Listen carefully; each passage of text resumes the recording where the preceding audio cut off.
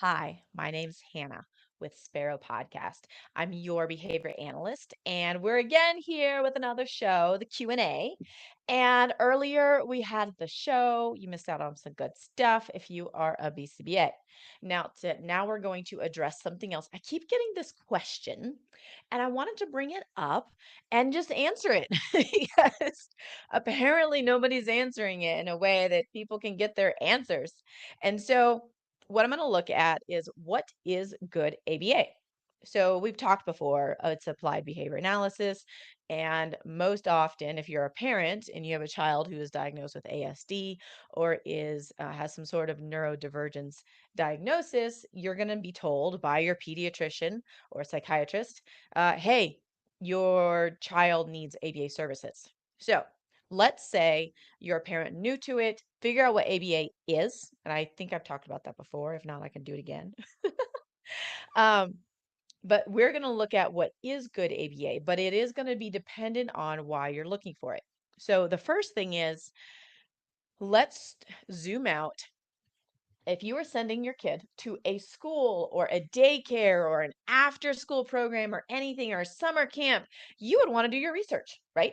But you're probably familiar with what you want in a school and what you want in a daycare likely, and for summer camps you would know because maybe you went to one. So ABA, not all of us know what it is and all of that. So instead of discussing what it is, again, we're going to talk about what to look for. So I was trying to think, if you're looking for ABA, there's probably several different categories.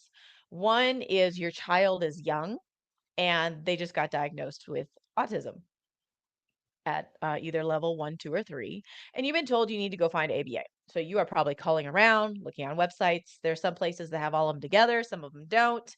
It just is what it is.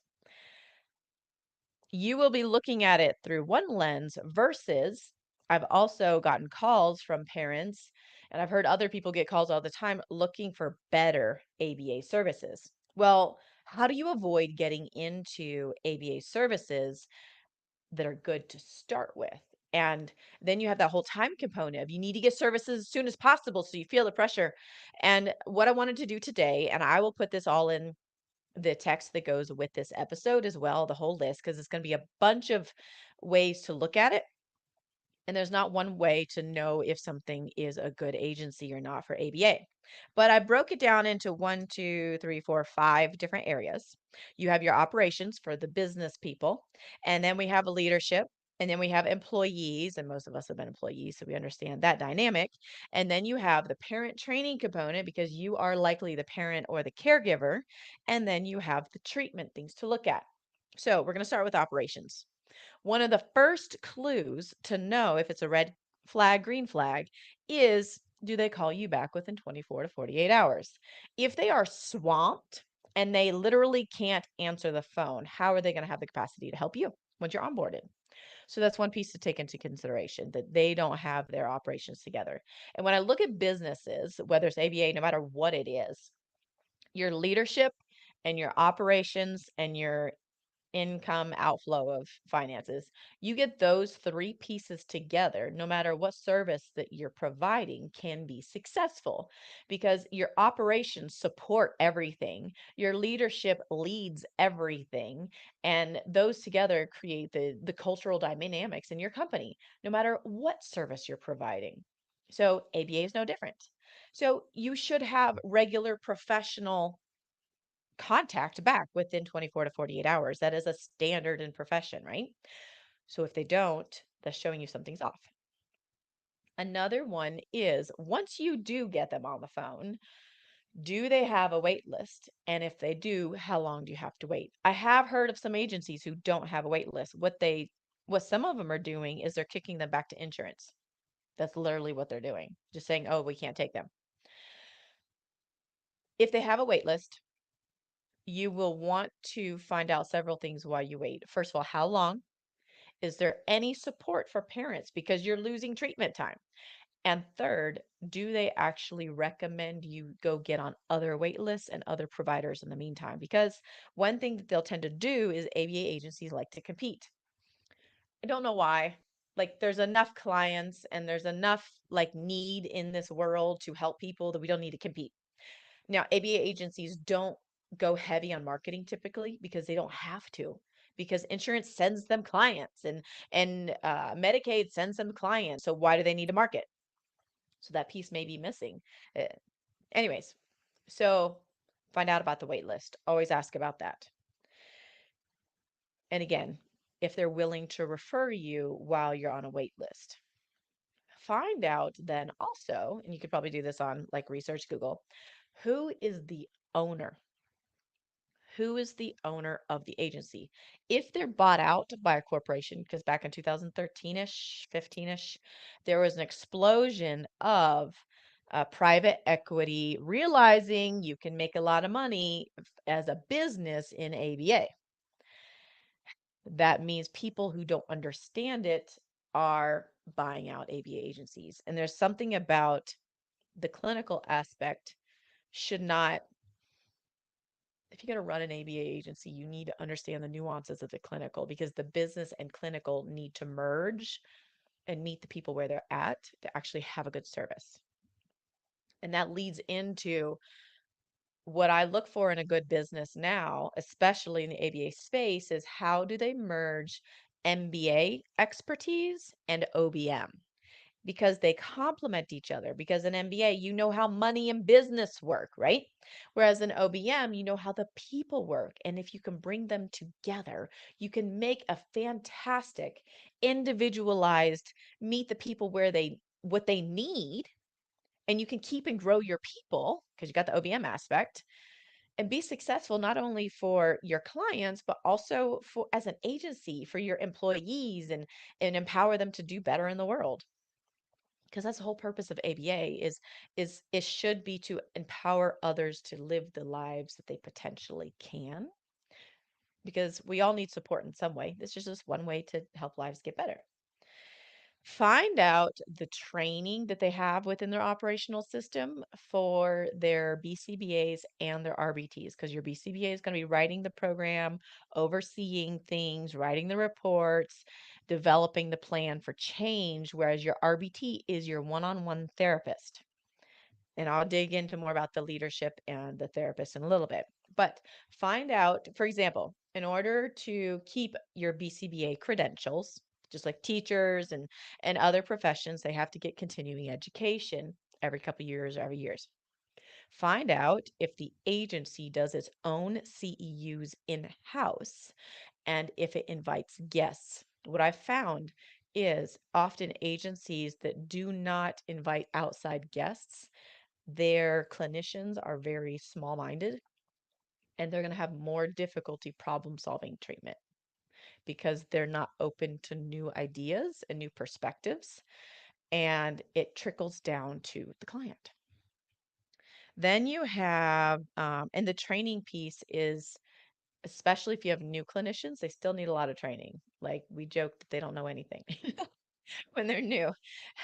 And then also for RBTs, some people just send therapists in that don't know what they're doing after 40 hours and that was it, and they drop them alone with a client. That's not good treatment. You need to know how long, you need at least several weeks of what we call overlaps or shadowing needs to be in place in order to have good treatment, because you got to make sure your people are trained for what they're doing, because often RBTs are newer in the field.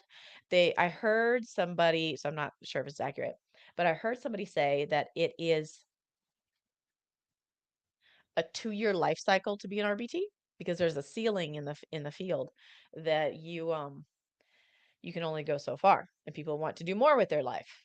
So those are just some things to take into account. You also want to look at operationally, and this overlaps with some of the employees. What is the turnover rate? Now, sometimes you can ask, or sometimes you go on Glassdoor and Indeed reviews and things like that. Find out. We can go ahead and go over the employee one. What I would do is look at reviews, because maybe in your interview you don't get to ask this, or maybe they're not forthcoming. Um, the 3 things that people would complain about as an RBT, if it's not good, if it's not good services, are the benefits for doing the job, because then you have money hungry leadership, or the support, which means they're lacking in their operational department and in their training, and they're not actually giving people the tools they need to do. And then the leadership, because if your leadership's not good, RBTs aren't going to know what they're doing, and they're not actually going to be able to help you as a parent and your child. So look at all those within the reviews of things.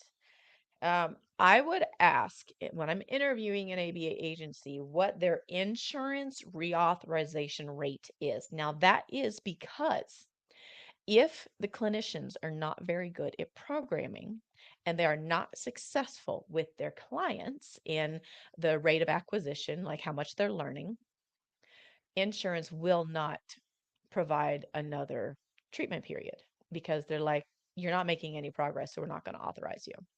So clinicians need to be really good at programming accurately and efficiently, not only taking into account that they need to be successful for insurance, but the whole point is to be successful for your child. If you're focusing on your kiddo and your child is moving along with progress, you shouldn't have any issues with reauthorization, but it has to be done right. You would also want to ask about caseloads and billable hours. And the reason I would ask for this is because this is one of the number one leading causes, probably not the main one, but it's a very, very reoccurring variable, is caseloads, meaning how many clients a clinician is asked to work with. I, at one point, was working in 2 offices in the Bay Area of California. I had 20 clients and I don't even know how many RBTs that I had to supervise. And some clinicians get what we call a mid-level, like it's like your assistant. I had no assistant.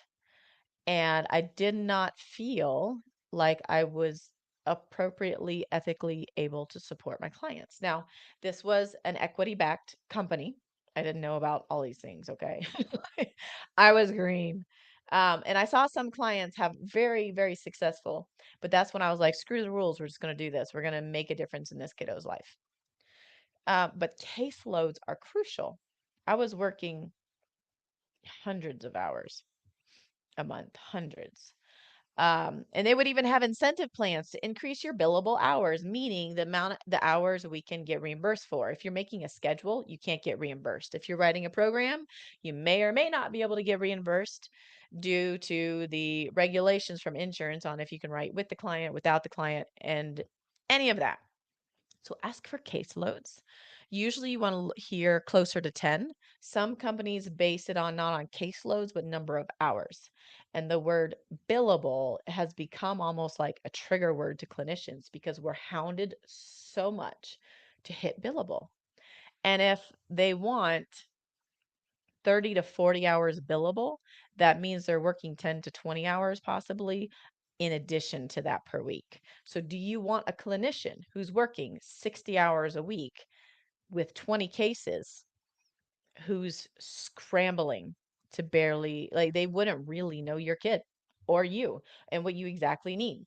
So that's something to take into consideration when you're assessing if it's an ABA agency. Are they burning their people out from the inside out? Find out also, because I had a kiddo that could only get evening hours. He didn't have any communication. He was maybe around 9 or 8 or 9, somewhere between 8 and 10. I can't remember. I think there were 4 to 5 therapists, and he only had a couple days of therapy. It's not a good idea to put a different therapist on every session because let's say you have 30 hours of treatment. It's usually around 30 goals, and you have to hit as many of those 30 goals within your sessions. Also, side note, I didn't write this one down, but find out how long the sessions are.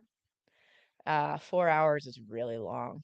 Now, if you're in school and you have a child with a shadow, that's a whole nother story. But if it's one-on-one, pure ABA, 4 hours is really, really long. I would not recommend that. I've very rarely seen that as a good thing.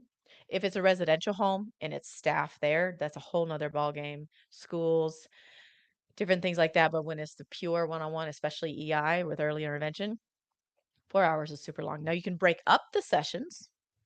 Also take into account, do they let children take naps? Do they create a schedule to allow for your young child to take a nap? Some agencies don't because insurance will not pay for it. So they're like, keep the kid up.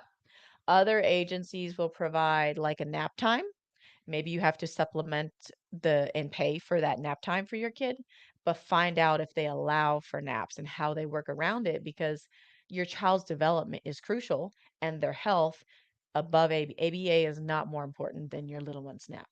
Okay. But look at your maximum RBTs, because when you have multiple team members, that means that many more people need to be trained, that many more people coming and going in your kid's life. And likely, if there's only one session that you see a client for once a week, you're not going to know the treatment. So, in a sense, you're kind of a band aid on the situation. So, you're not good treatment. So, find out how many RBTs there would be as a max. Find out the open door policy.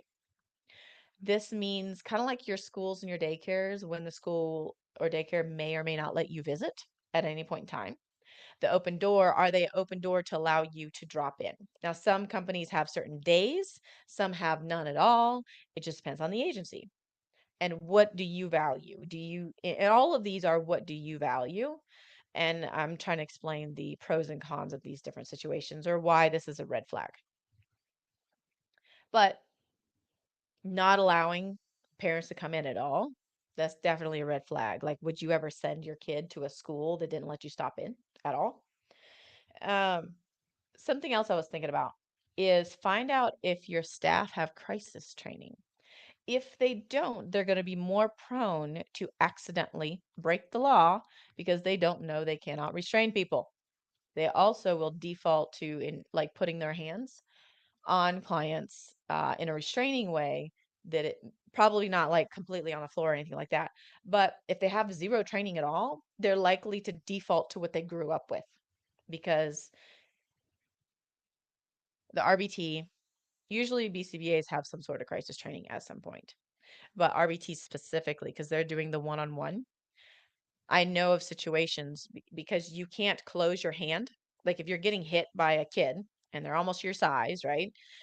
You cannot close your hand on their wrists. That's illegal. If you have crisis training, you're taught how to de-escalate and also protect yourself and the client in an appropriate manner. Find out what training they have. There's some good ones and then there's some mediocre ones as far as crisis trainings go. So just different things to be aware of, because maybe you have a highly aggressive kiddo, maybe you don't, and you're like, oh, that one's fine, and I don't need to worry about that piece. Just be aware that if your kid ever exploded unexpectedly and your staff or your RBT is not trained on how to handle it, they may handle it wrong because they just didn't get the training. So then let's move into leadership. I've touched on it kind of indirectly. Most BCBAs, according to the January 2023, 25% of the BCBAs have only been clinicians since 2020. Now, taking COVID into account, that's going to throw some nuances on practice and experience. There is no requirement in the field of how many years before becoming a BCBA. They could have just gotten their graduate degree, did their supervision, like jumped into ABA then, and then started to practice. I have found those are really, really, really, really green clinicians. They really don't know how to program. Those are the ones asking questions on Facebook they should not be asking. If you have the credential, you should be further along than this. But we're a new field. There's not enough buffers in place. Find out if your clinician has been in the field and practicing as a BCBA more than 5 years. Now, some of them get on a high horse. They're like, well, I've been here for 7 years. Then find out how much do they incorporate strategies from other entities like speech, OT. Do they learn from them and collaborate with them? Because it's not about just ABA. Your child is a complex human being, and we need the strengths of other fields to actually make a positive impact.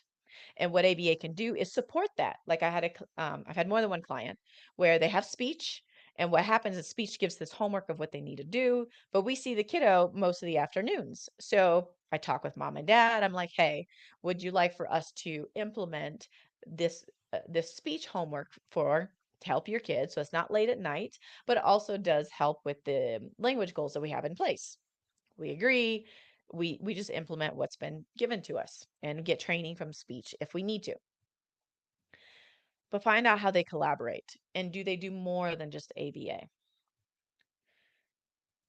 Find out how they problem solve. Find out what programming and assessments they use. If they program only off of assessments, that's not good treatment. Find out what successes they have had in collaborating, because if your child's in school and has an IEP and you want your BCBA from home to talk from the BCBA or behaviorist, side note, a behaviorist does not mean they're board certified. So behaviorist or BCBA at school have the right paperwork, obviously, for release of information. But what successes has this clinician or this ABA agency had with their clinicians in collaborating with schools? Because if they don't collaborate, it's going to impact your kids' treatment. They won't get comprehensive in the sense that actually going to benefit them long term, not just today. So those are just a few pieces to look at within.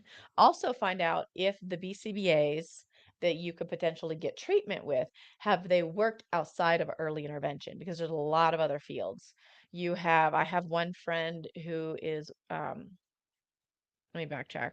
In South Carolina, when I was working, they had clinicians with dogs for autism, where one agency brought in animals where our clients got to work with them and have animal time. And then you have horse therapy, and you have sports therapy, and then that incorporates behavioral strategies. You have OBM that incorporates behavioral strategies within corporate field. You have working with adults and adolescents within residential homes, which is still the mental health field, but it's with a different population. Find out what experiences your clinician has had. Just like if you have a teacher, you want to know their specialty. You go to a physician, you want to know their specialty. um, in our field, we don't have specialties yet. It is a direction we need to go. I've heard multiple people talk about it, and I think we should, but right now we don't. So it's up to you to find out, like maybe you want them to have a specialty in like adolescents and adults because you're worried about your child's long-term future. That's okay. So all these nuances. And again, I'm going to write these down so you can like take notes if you would like, and copy and paste it, because I want you to be successful in finding the right ABA agency. And I personally don't provide the full ABA treatment with RBTs. I do just the parent part, and I'll talk about that in a moment. Let's dig into the treatment piece. So you have your clinicians, your BCBAs are writing the treatment. Find out about them, that's on the team. You can look up how long they've been a BCBA. You can take their name and go to the bacb.com. That's our board, and you can look up a certificate and you can find out if they're active, if they can supervise RBTs and things like that. It doesn't give you a lot of details, but it does let you know a little bit. And then you could probably find stuff on LinkedIn. See what agencies are they job hopping? Those are other clues as well. Now find out if they're job hopping poor companies, because that could happen too. Then